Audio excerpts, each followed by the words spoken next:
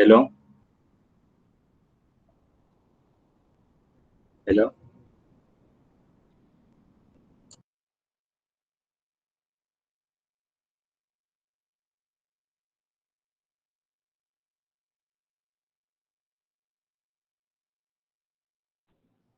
Yes.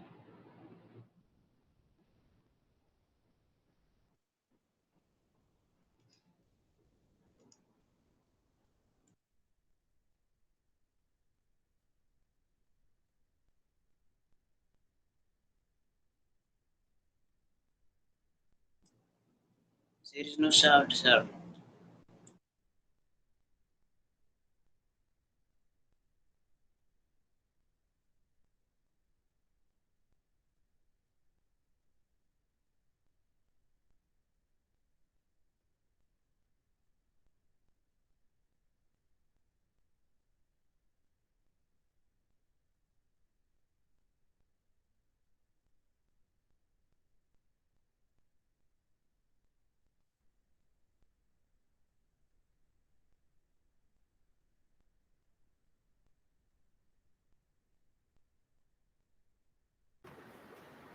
Okay, now is it audible? I'm audible?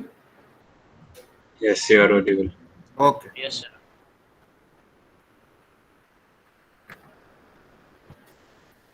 So we are Yes, sir. learning purpose of database, and first thing is data redundancy. What do you mean by data redundancy?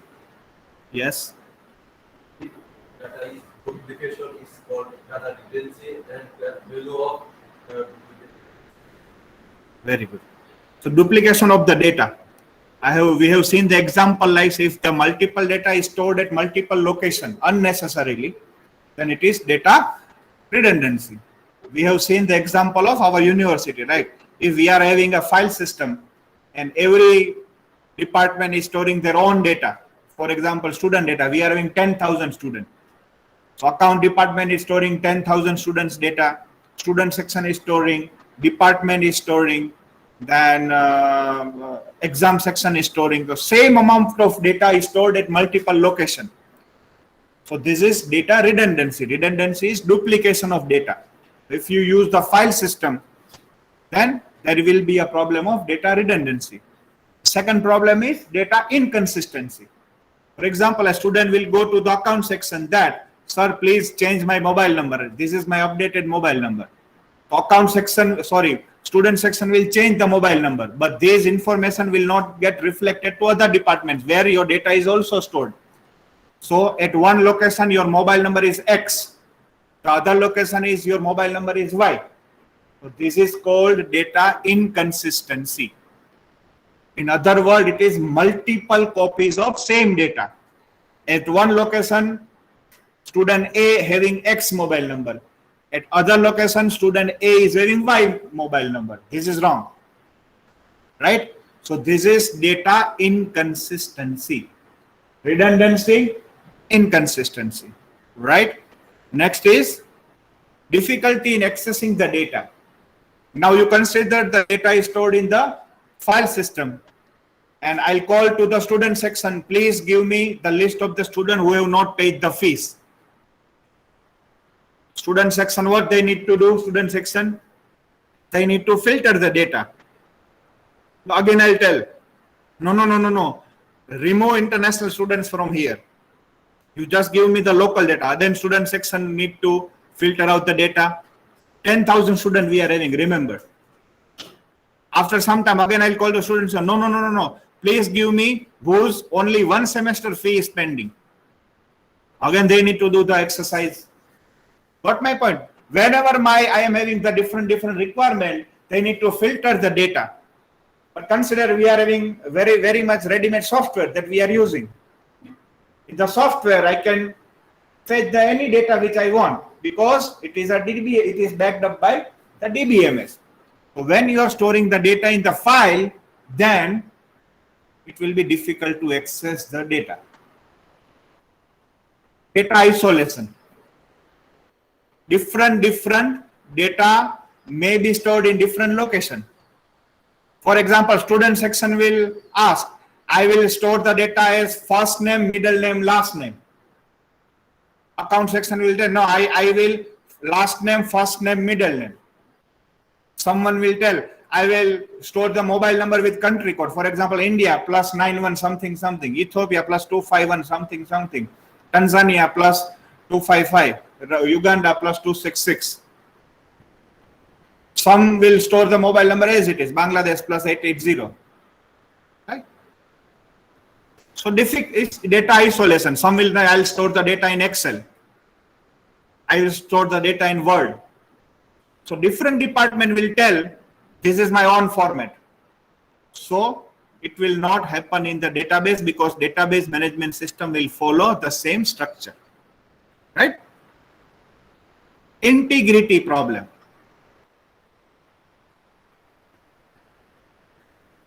Remember anyone what is integrity problem? Example of banks. Yes, but what is that?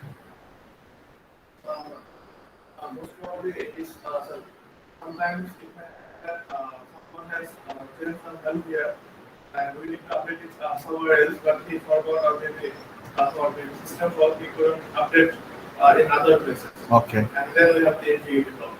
Yeah, that you are telling about atomicity problem. That's why I told you that these words are confusing. You may write something. Integrity is the database should follow some consistency constraint. Consistency constraint means rule. For example, a simple rule. Your account balance cannot be less than 0. True? Is anyone having account balance minus 2000? So whenever you make the transaction, bank, your database will make sure after this transaction is the rule will be followed. For example, you are having 5,000 Indian rupee balance and you try to make the transaction of 6,000 rupee. Is it possible? No, it will not be possible. For example, you are using Amazon, right? Amazon, you want to purchase a mobile and available quantity is also only one. Can you order 2? Because if you order 2, then quantity is -1. These are the rules that you need to enforce. For example, you can only enter your name in capital. No small letters are allowed. This is a rule. The birth date you should enter is only DD, MM, YY format. This is the rule. Can you enforce this rule in Excel? If you are using file system, it is very difficult. Consider the bank where millions and millions of customers are doing transaction. Amazon, millions of people are doing. If you are using Excel or file, next to impossible to check this. In database, we'll do in the lab also. We'll apply the rules on the table and you see. If you do the transaction in the table, if the rule is breaking, then you will not be allowed to do the transaction. Right? So this is integrity problems. Your database should follow some consistency constraint. Constraint is rule. Rule should not be violated. So it is the duty of database to take care of all this. Right? Atomicity problem. Now that problem that was. Now every device is subjected to failure, breakdown. Right. Consider you are doing the transaction, transferring some amount from account A to account B. Now amount is debited from one account, but it is not credited to other. Then, hello, no, I have not received the amount. You will tell, no, it is debited from my account. No, it is not credited to my account. In Excel, it may possible, or file, it may possible. Yeah. Inconsistency is multiple copies of same database. Consider you are a student. We are maintaining the file. Your mobile number is changed. Now, every department is using their own file. Now, your mobile number is changed. You go to student section. Sir, please change my mobile number. Then the student section will change your mobile number. What about other department? Right. So this is inconsistency. Account balance should not be less than 0. If it is less than 0, then it is inconsistency. Are they similar? Integrity is problem caused by inconsistency. They are related. Right. Atomicity means when you are performing the transaction, either the transaction should perform entirely 100% or 0. It should mean like partial transaction 50%. Debit happened but not credit. You go to ATM to withdraw the money, money came out, but the balance will not update. Before ATM can update the balance, the ATM fall down. You will be happy. You will be happy. Yes, I got my money, but it is not debited from my account. Yes, I am very happy, but your bank will not be happy. Got my point? So that is atomicity problem. Concurrent access by multiple users. I have explained this by example of joint accounts. If same data is accessed by multiple user, and same, for example, there is only one mobile in Amazon, and two people will purchase the same mobile same time.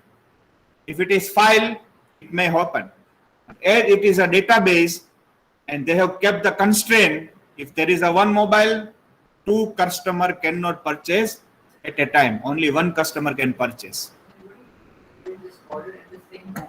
Just for The database will not allow that due to constraint. That we'll see in the lab. And the last one, security. You consider the files not secure at all, but database, will see in the chapter that database is very, very, very, very secure. So these are the problems which may happen in the file, but it will not be possible in terms of DBMS. Everything that we will see in the lab, data redundancy will see, inconsistency will see, everything will be seeing the lab.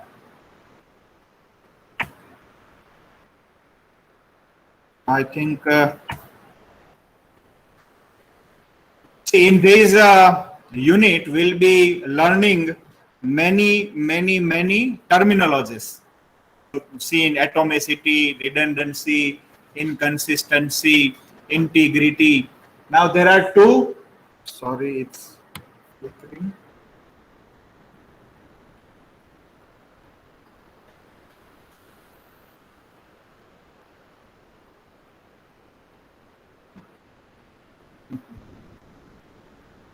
There are two more terminologies, instance and schema. First, I'll tell you the definition, then I'll tell you the example. What is the definition of instance? It is written, the actual content of the database at a particular point of time. The actual content in the database at a particular point of time, analogous to value of a variable. And let me first define schema, then we'll proceed to the example. The logical structure of the database is the schema. The logical structure of the database is the schema. Analogous to type of information of the variable in a program. Let me see, right now I will not be opening the database, but will be seeing Excel to demonstration. Consider I am creating a student database. So in a student database, for example, GR number, name, my N is not working. I need to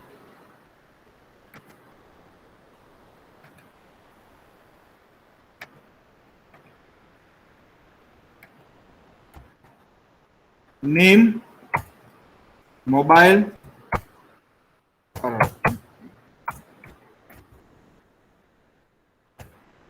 branch,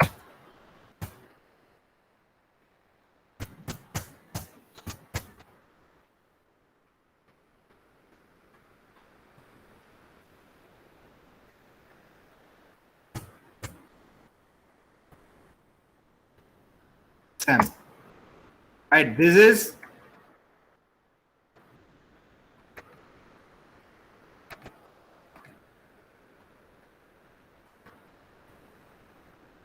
consider this is my database.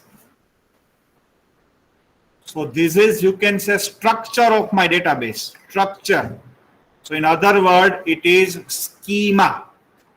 SCHEMA. Structure of database or overall structure of database is schema. Now what is instance? For example, let me add the value 1011, name, program Raj, mobile number is something, branch, semester 4. So right now, this is the instance of database. You can say instance. What is instance? Value of database at a particular moment. So at 12:43, this is the instance of database. At 12:43, this is the instance of database. Now,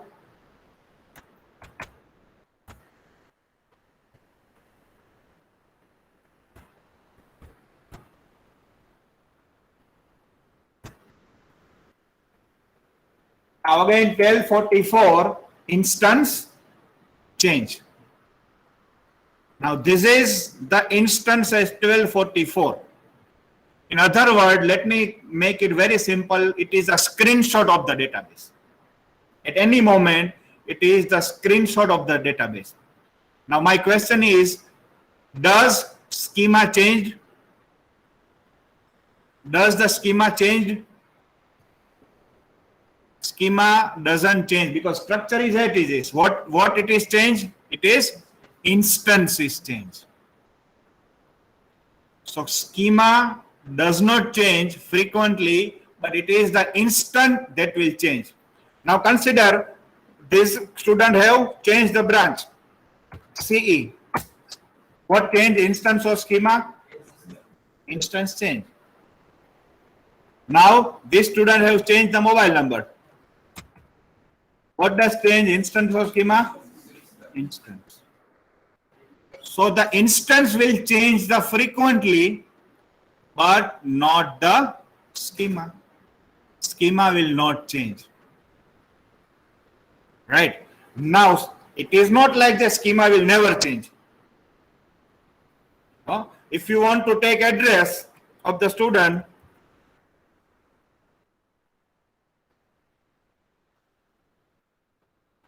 now what changed? Schema only, instance also. Whenever you make any change, instance will change. But this time you have made change in structure of the database as well. So both instance and schema both got the meaning? Instance and schema.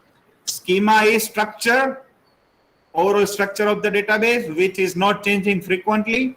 But instance, whenever you make insert, update or delete, so these are three main operations that you can perform on the database: insert, update and delete. So it will change. Got it? These all are simple definition. So data independence. This is also important concept to understand. Data independence. If you observe this figure carefully, let me explain you the figure and then we'll come to the discussion. Your database is here, stored in the database. These are the disks where your actual physical data is stored. So you can say it's physical level or lowest level. Now this is conceptual level. It is next level where your logical data is stored, logical data. Now what is logical data? I'll tell you. And the next level is view level. Now it is user wise. So physical level, conceptual level and external level. Now I'll tell you what is the difference. You all are using our Marwari University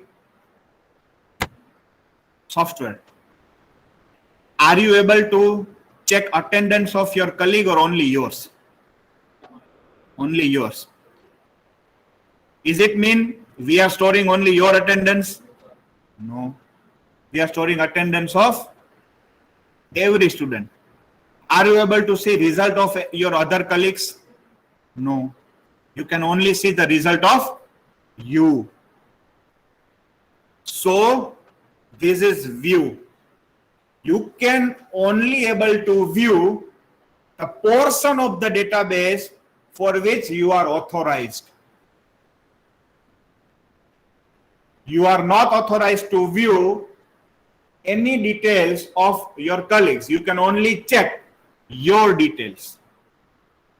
So this is highest level of abstraction, which is view. Same as a HOD, I can see the student detail of computer and IT only. If I want to check details of mechanical engineering, I can't, because this is my view. So my boss, for example, Dean can see the detail of every engineering student, but he cannot see the detail of management student or law student, right? This is view. Now conceptual level is middle level. As a database designer or database programmer, I can check the entire tables. In the lab, we'll see, we can create the table, we can delete the table, we can insert the data, but I cannot see how this data is stored inside the disk. For example, this Excel, do you know how it is stored in my hard disk? Which file format or which track, which sector? No. So as a user, I don't have the idea how the data is physically stored in the hard disk. No. I cannot see that. And last is physical level, how data is actually stored inside the hard disk. So why the name is data independence? Because the upper layer is least concern of the lower layer. For example, view, as a student, you are least concerned how much data is there, what is the table structure, how many data is stored in the table. No, you have never concerned, right? My details are visible. This is the only thing I am concerned with. Yes, your details are visible. So middle, our software team, they are concerned with overall logical structure of the database. They are least concerned. They are least concerned how the data is physically stored in the hard disk. Or you also, right? You are storing n number of data in your hard disk. Have we been ever concerned? No, never. And the last is physical level, right? So these are the three levels. Why the name is given data independence? Because the upper layer are least concerned for the lower layer. See, all these questions can be asked in 3, 4 or 2 marks in your examination. Short questions, right? Now, as far as the database architectures are concerned, it is divided into the 2 categories, 2-tier and 3-tier. 2-tier architecture and 3-tier architecture. Now we'll see by the figure, then I'll give you some examples of 2-tier and 3-tier. See, in the 2-tier, there are client applications like this, clients like you, and there is a database or data source, whatever it is. Now this data source and the client can be in the single machine, same machine, or it will be a client server model. The client is there, this is stored at some server place and you are accessing the data via network. So client can access the data source directly. There is not any intermediate party. We'll see in the 3-tier, there will be an intermediate party. The client will directly access the database. No intermediate party. Let's see. Client application and database. Only 2 parties are involved. client and database. No intermediate party. Advantages. Easy to maintain and modification is bit easy. Now you will understand this when we'll study 3-tier. Then I'll come to this slide again. Why it is easy to maintain. Easy to maintain and modification is bit easy. Third, communication is faster. Because in third tier there will be an intermediate party will involve. Disadvantage. In 2-tier architecture, application performance will be degraded upon increasing the user. This also we'll discuss once we discuss 3-tier. Cost ineffective. It's a bit costly. Now let's see 3-tier. So between client and data source, there is an intermediate layer, application server. Some people will tell application server, some people will tell middle tier, some people will tell business logic tier, and number of names.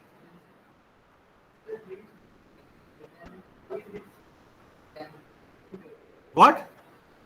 We have one more server there.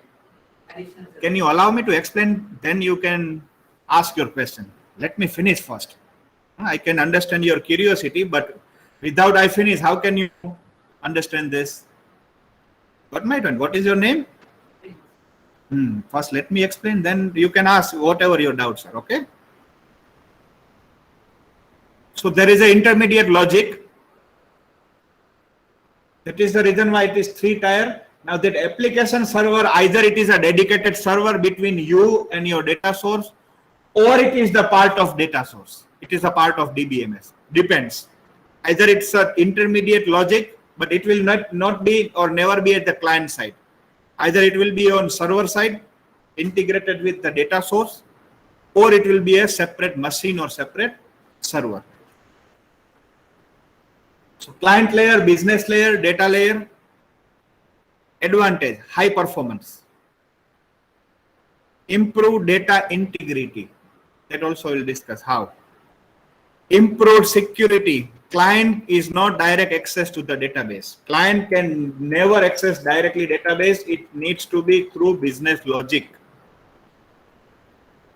In the 3-tier architecture, application performance is good.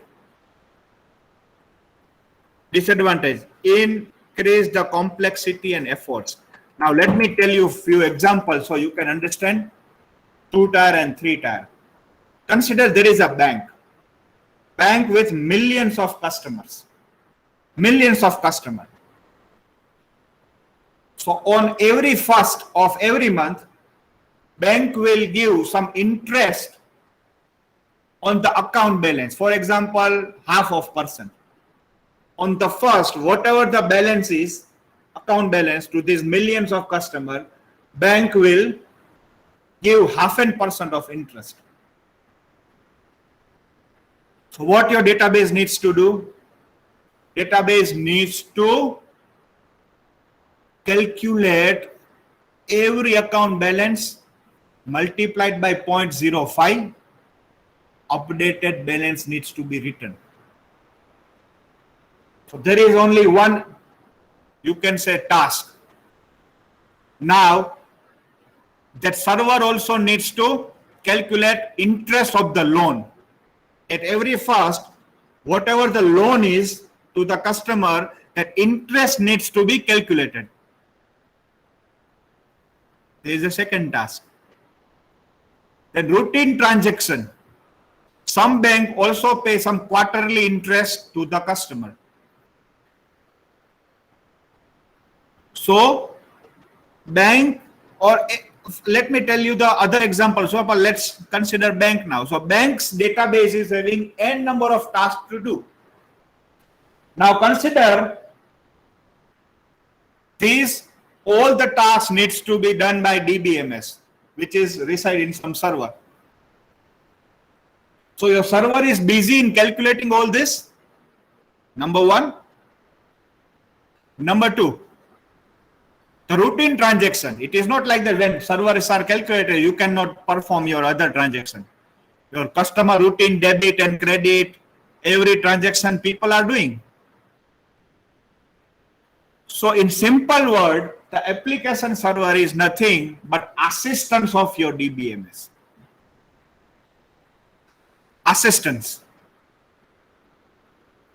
So all the calculation are performed here in the application. Then integrity will be checked over here, whether the database is consistent or not.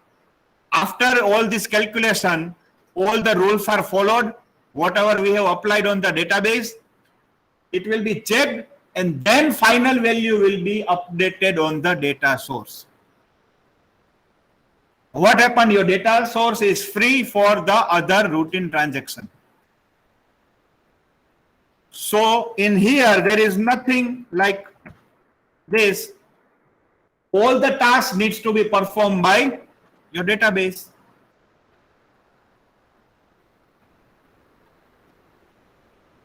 Now let's understand. Easy to maintain and modification is easy. Why? Because you are directly dealing with database. Communication is faster. Why? Because you are directly dealing with database. Disadvantage: application performance will degrade upon increasing the user, because every user is directly communicating with database. Got my point? So your database will be definitely slow, cost ineffective, because there will be a lots of cost because directly dealing with database. But here, high performance, yes.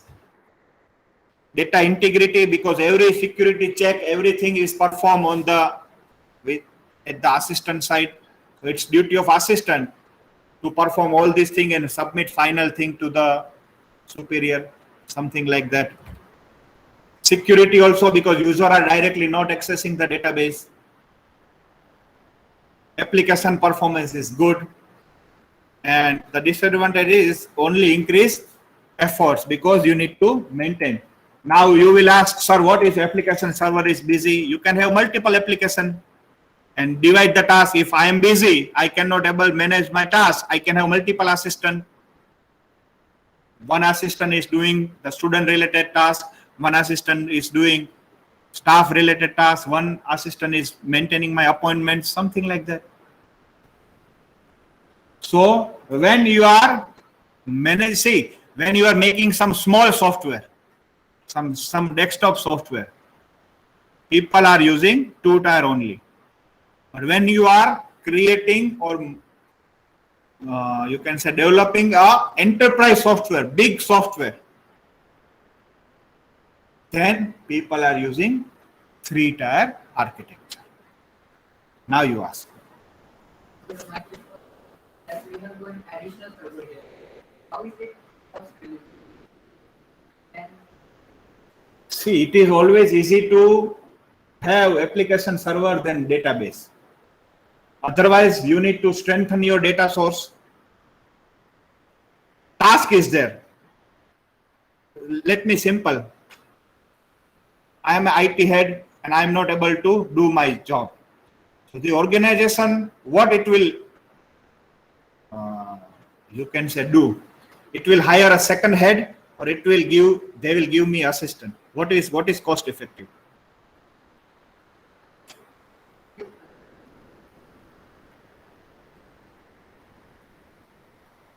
Got it? Yeah. If HOD or director cannot do the task efficiently due to excessive load, dean will give me assistant. Not he will hire second head, third head. Simple. Same it is written, database application architecture. Same user, network and database, 2-tier architecture, user, application client, application server and database. So application client and application server are the middle tier. Same thing, but different diagram. So this is 2-tier, this is 3-tier.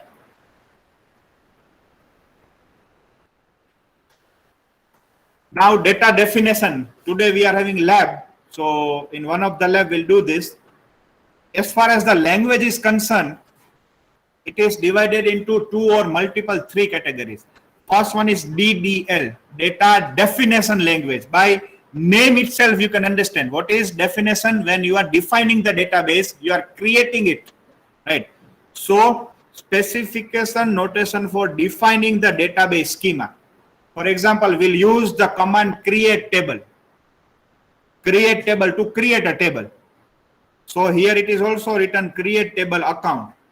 Whenever you are creating a table, creating a view, creating or deleting the table, then it is data definition language, because you are defining something.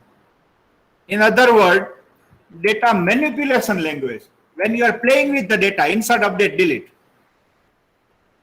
So DDL is create table when you are creating a schema, right? It is DDL, data definition language. But when you are modifying it, that is, it is data manipulation language. From the name you can understand, right? Definition, defining, manipulation, playing. So language for accessing the manipulating the data organized by appropriate method. It's also known as a query language, like SQL, structured query language. So two classes, again the DML can be classified into the two categories, procedural and declarative, or means non-procedural. What is difference? See, these all will be asked in one mark, small question. What is procedural? User specified what data is required and how to get this data. User will require, I want student list from the 4th TC4 class or 3rd TC4 class, and I want this list by this way. You need to specify the way also. We'll do in the lab.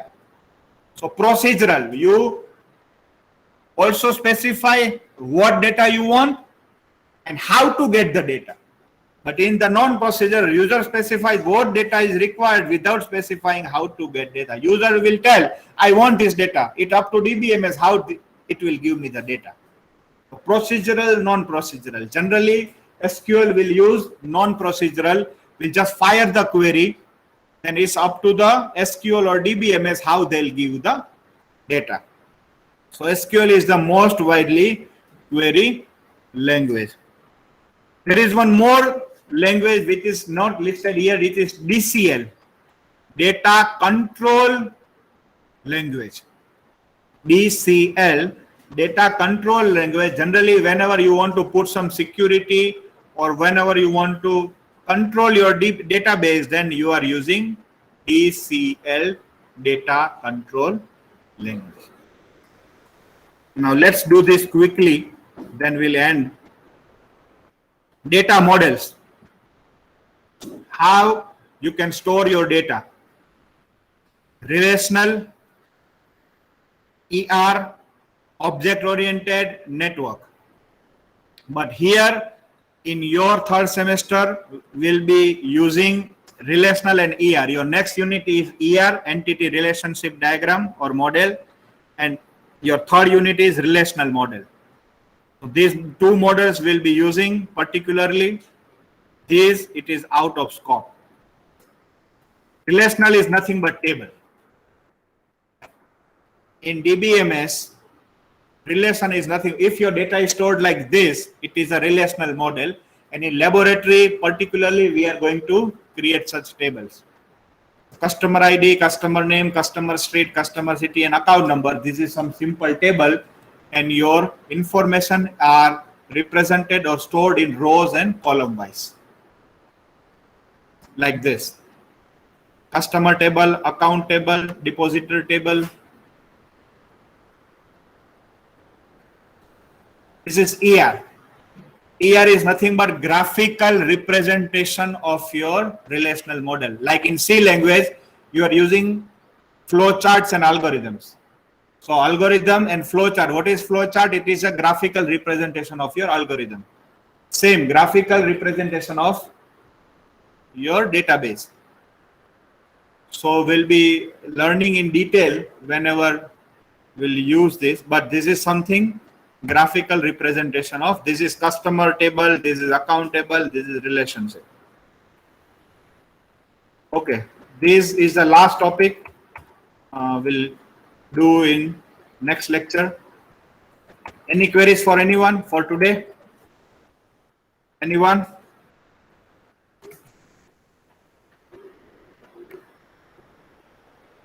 Okay, we will end here. Thank you.